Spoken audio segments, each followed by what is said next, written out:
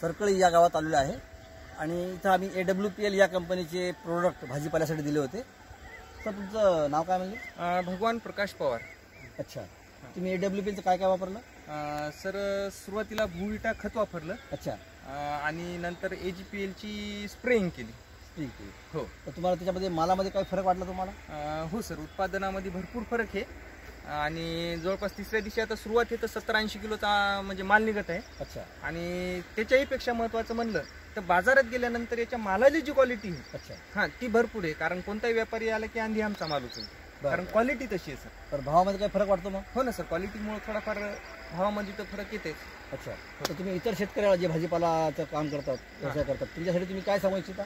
आम्ही हेच सांगू इच्छितो की एकदा याचा वापर करून पाहावा जे बी शेतकरी करतात त्यांनी. अच्छा. आणि त्याचा रिझल्ट घेऊन त्यानं अनुभव घ्यावा. अनुभव घ्या.